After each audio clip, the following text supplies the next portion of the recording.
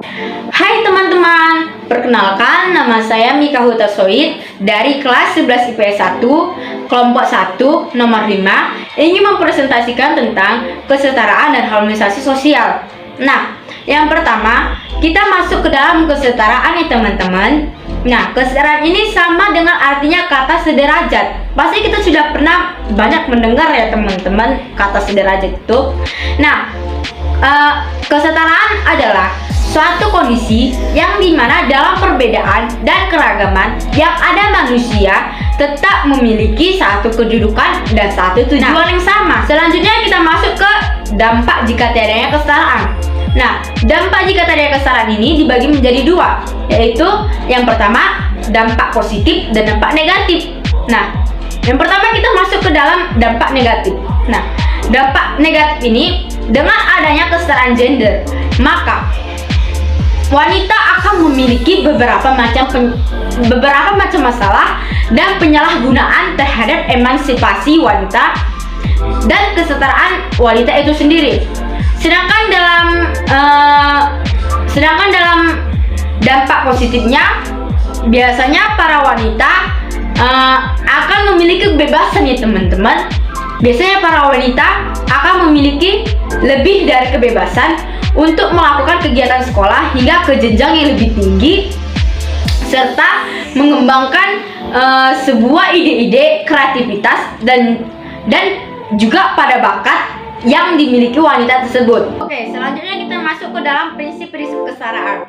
Nah, prinsip-prinsip kesetaraan ini dibagi menjadi dua ya teman-teman, yaitu dalam hal hak individu dan dalam hak kewajiban.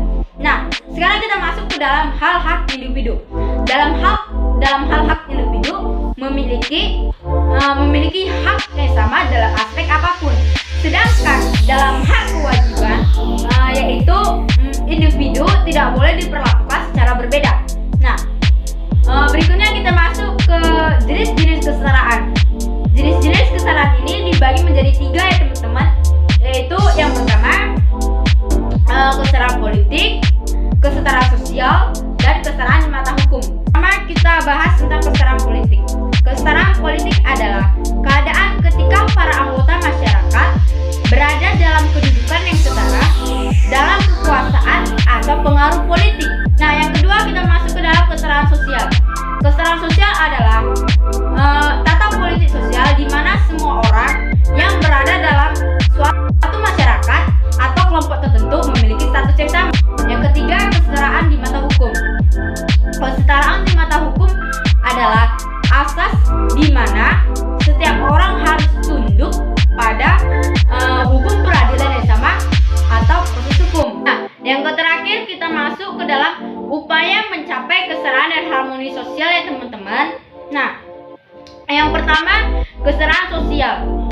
Konsep kesetaraan adalah sebuah konsep yang memandang bahwa kita dilahirkan secara setara dan memiliki keragaman yang berbeda-beda ya teman-teman, seperti contoh agama, budaya, bangsa, suku, dan lain-lain. Yang kedua, harmoni sosial. Pembangunan yang dilakukan secara merata dapat dijadikan salah satu upaya untuk menghindari adanya sebuah perpecahan di dalam masyarakat itu sendiri. Pembangunan yang dilakukan juga menyangkut aspek keselarasan, keserasian, dan keseimbangan dengan sesama anggota masyarakat. Bukan hanya dalam aspek infrastruktur saja ya teman-teman. Dalam mewujudkan harmoni dan kesejahteraan bersama, maka pembangunan akan dilaksanakan dan diperuntukkan bersama bagi semua lapisan masyarakat. Sekian dari presentasi saya. Jika ada kesalahan dalam